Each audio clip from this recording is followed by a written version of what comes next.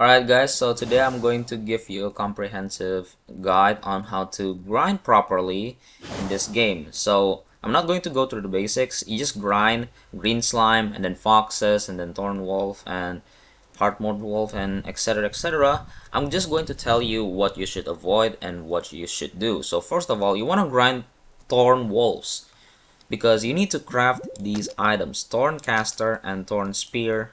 They're really useful, as well as thorn shield. They're really useful early game items that's going to help you a bunch. And then you want to go this guy and then you want to buy lantern, silver pickaxe, and mana amulet.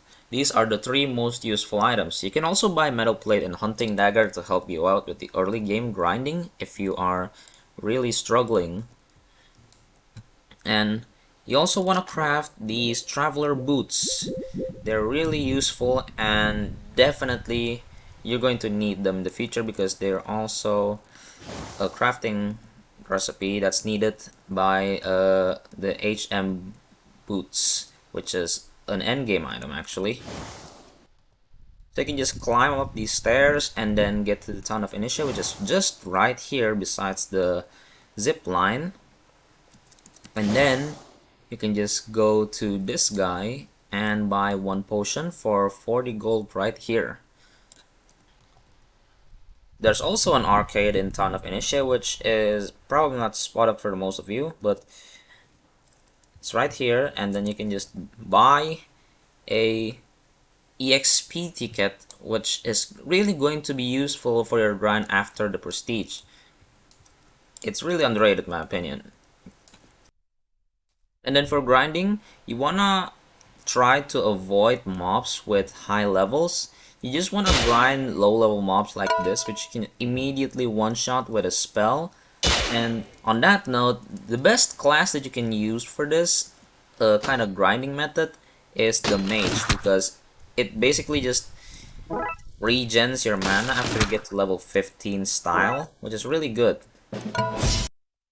As you can see here, it regens plus 5 mana regen every 5 seconds, which means that you can just regenerate your mana and you can avoid doing these tedious battles and avoid hitting the orbs, which is just going to slow down your farming. You can just go up to this guy, he blocks and he dies. And also, you wanna grind those thorn walls and spike walls if you're aiming for a pure EXP gain, because they have the best HP to ratio, HP to EXP ratio, which means that you can grind a lot of them and you can get a lot more EXP compared to fighting guys like HM Wolf and Purple Slime, because it saves you a lot of time. You can just fight them over repeatedly. The respawn time is also like 5 seconds, which means that it's a lot of time saved. You wanna grind Spike Wolf and Thorn Wolves because you can pretty much one-shot them with this. I mean, I can use this build, Appletana, Slime Prince Crown, EXP ticket, and then these items. But when I'm fighting the purple slime, it's really hard to completely one-shot them. It takes longer and the EXP difference is literally non-existent. So you really want to grind you want to grind Spike Wolves and Thorn Wolves if you're looking for a pure EXP gain. And that's for part 1 of this video, kinda. Now we move on to the item section. So what I want to say is, do not be lazy, alright? It's going to take you a lot of time, but craft the Appletana, alright? You gotta craft the Appletana. It's literally one of the best items in this entire game, and you're going to use it all the way up until endgame because this is literally a top 3 item. The only ones that can beat it in terms of stats and passive is the Shadow Crown and the Prince Slime Crown. And compared to them, getting the Appletana is actually super easy. So you just want to go here to the purple slime place, alright? You want to go to this specific area and you can farm out 5 different trees. So that's 1 tree, that's 2, that's 3 trees, that's 4 trees, and that's 5 apple trees that you can farm. You can just cycle through them. You can go from here, there, and then there, there, and here. And then you can just cycle through them all, just rinse and repeat until you're able to get 10,000 apples. You wanna grind the apple tana, alright? It's literally one of the best items. It's so worth it. It's going to make your grind for HM wolves and mysterious keys much easier, and it's going to allow you to progress to the next area now that they have removed the invisible walk path. Also, Apple Tana, they have a lot of good passives. You wanna farm red apples even after you got the Apple Tana, because, well, this passive here, Apple Blooded, it's going to be really important. You also want to craft the Slime Sigil Conjurer or Slime Sigil Mighty, depending on what class you're using, Mage, Heretic, or Sword combo. Because not only are these important, you're also going to need these to create the endgame items, Slime Greatsword and Slime Greatstaff. So you really want to craft these too. You can also craft a Silver Shield because it's a decent early game item that you can craft if you're struggling against the Thorn Wolf. And then there's some of the items that you do not want to craft because they're kind of useless are, well, this is one of the examples, Lucid Mage Core. If you have Apple Tana, and you can also buy Sand King Crown on the arcade shop that I showed you earlier, Lucid Mage Core is kind of garbage, alright, let's be honest here. This Slime Sigil Conjurer, I'm pretty sure this is actually better. But if you still want to craft this Lucid Mage Core, then what I suggest is do not craft it right away. You want to craft other better items, like the Kitsune Crescent, which gives a lot of minus defense, but it also gives a lot of magic damage. You also want to craft the Shield of Hope, and then the Sakura Blessing Lantern, and Sword of Dreams. I mean, if you're a physical class, then you're going to definitely craft that. Definitely craft Sword of Dreams. It's really good if you're using a class like Combo. But if you're using a mage class or any class that relies on magic damage somewhat, do not craft Lucid Mage Core, or at least don't craft it as the first thing. Do not spend your hard-attained Dream Fragment on this trash, alright? You want to craft either the Kitsune Crescent first or Shield of Hope to help you tank more attacks, or, well, Kitsune Crescent just helps you do more damage. Anyways, that's the item guides. Oh, by the way, there's also sections here. So most beginners don't actually know that you can just go down here and craft these spells and craft these ingots. It's going to take some time for them to know. Also, this is a cosmetic. You don't really have to craft this one. So you just want to craft these ingots. Titanium ingot, contrary to what some people may think, it's actually completely useless, at least for now. We don't know what the devs are going to add in the future, but most ingots right now, they're actually garbage. Also, Healthy Delight, Powerful Delight, Healing Scroll, these are trash, alright? If you paid close attention here, the Slime Prince Crown actually gives you 10% heal for your max HP. So basically, no one's using that garbage, alright? Healthy Delight, Delight this, Delight that, I don't care what Delight it is. No one does. It's useless for endgame, and nobody uses it for early game, mid game either. What you want to craft is Ignite Scroll and Shield Sap Scroll. Shield Sap is really useful because it's not dependent on any magic stat. It actually scales based on the enemy's barrier. And for Ignite, it's super useful for grinding post-prestige. You want to grind against those foxes and spike walls. Ignite has the lowest spell cooldown, so you really want to leverage that for grinding against those low level mobs. And finally, we're gonna get to the last guide, which is the chest hunting guide. So first of all, you want to know each location of the chest.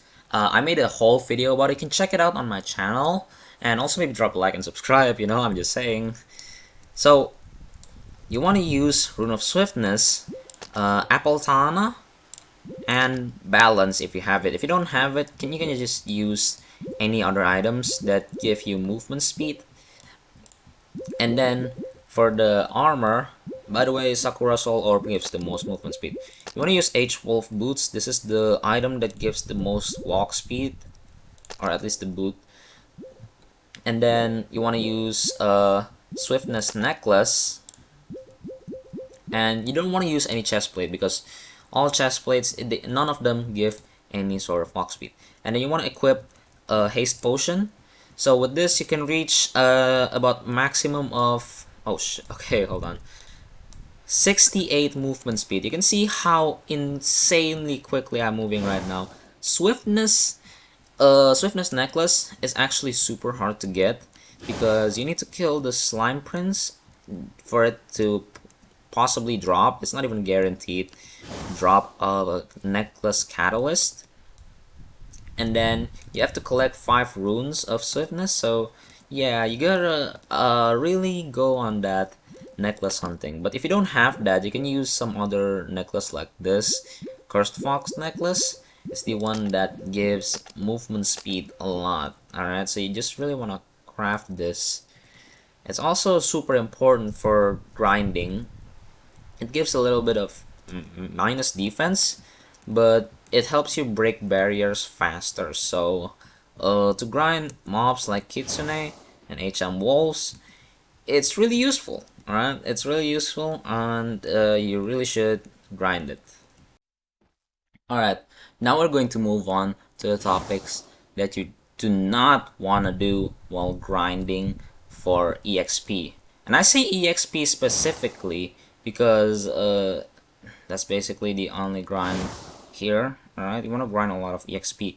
So first of all, you do not want to go to the desert highlands if you're looking to grind some EXP. Alright, this is probably very controversial, but the grinding here sucks ass. Alright, it sucks ass. The EXP it provides is so little compared to what you can get from repeatedly killing and murdering all those foxes, spike wolves, thorn wolves back in the beginner area. And yeah, it might be a little difficult because a lot of beginners are also in that area, but it takes way too long to kill one of these wolves. Alright, sand wolves and cacti slimes, oh, red chest, they're really garbage. Alright, not only their drops are garbage, but their EXP is garbage too. If you're solely looking to farm EXP, do not come here. Alright, they are trash. They are so bad that I cannot even describe how the devs thought it was a good idea to, oh well, let's just give these guys smaller HP to XP ratio. And that's not even counting the fact that they have much higher barriers, so it's going to take you a really long time to kill them because those barriers can just regenerate. Alright, so all that HM Wolves grinding, it's definitely going to be worth it. Alright, you want to grind HM Wolves and Kitsunes for the items, and HM Wolves specifically because they have the items needed for you to go to the next area, which you can only access with a zipline, which is the desert, which I just showed you. You need some of the slime gels, and you also need some, or not some, 2 mysterious keys, which I have 7 of right here. You can also see how many mount keys I have. I farmed a lot of spike wolves. Alright, and it's done me wonders. It's much faster than just grinding out those painful sand wolves. And maybe you've opened this mysterious door. There's actually an area that I didn't access until I first prestige. Alright, I don't know how I missed this, but there's an area called Isle of Echoes, and I actually thought this was mid-development, but it's just a really undeveloped area. There's literally no campfire here, so if you die, you have to go back to where you set the spawn, and you have to set your spawn in front of the shop there on the beginner area where you fight all the green slimes and whatnot. And also want to tell you, this is a good, or not a good place, this is a decent place for chest farming, but this is definitely not a good place for grinding EXP. These mobs are just total garbage, and their drops are just insanely disappointing. By the way, if you drop down, you just sometimes you go back. I'm sure. Okay, yeah, okay, you go back. Yeah, just don't farm them, alright? Don't farm them for EXP. Their drops are garbage. I'm just going to list right now all the mobs that give you garbage drops and garbage EXPs that you never want to farm, alright? So first of all, we have purple slimes. They're frauds, alright? They're on fraud watch. They kill you all the time, and they don't even give anything good in return when you kill them, besides some EXP and slime gels. That's literally only the good thing they drop. They don't even drop essence of slime. Can you believe it? Alright, I fought so many purple slimes, not a single one dropped essence of slime. You do not want to fight them. And then, next one, you don't wanna grind slime wolves, and of course, the big brother of purple slime, cacti slime. You do not want to grind those three. Alright, it's painful, it's useless, and it doesn't give you anything good in return. It's completely garbage. You wanna grind Forgotten Prince slime, you're free to do so, but the respawn time is ridiculously long, so if you're going to grind for EXP, I suggest you just go for Spike Wolf, Thorn Wolf, because they're just that much better in giving EXP. And then we have the last mob, or at least a last non-boss mob that you want to grind for.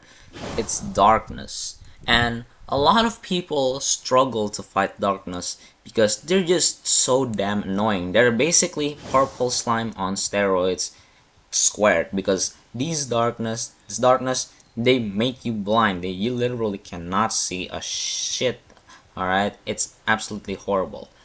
But if you want to grind them for the darkness drop, you just want to go here. You see this on the hallway? You just want to go back and go to this intersection, and you just want to, instead of turning right twice, just go straight, and then you go here to this big ass room. And you can see here a darkness right here. You want to fight the darkness on the left of the path, because it doesn't have, it's got a lot of room. Alright, basically the barrier is actually smaller than the size of this room dedicated for this specific darkness, which means that you're not going to have those annoying ass bookshelves hitting you every time you try to dodge. Alright, there's also darkness here, but the bookshelves actually do hit you. You can see this is much closer, whereas this darkness, yeah, it's much farther. You can see that. Alright,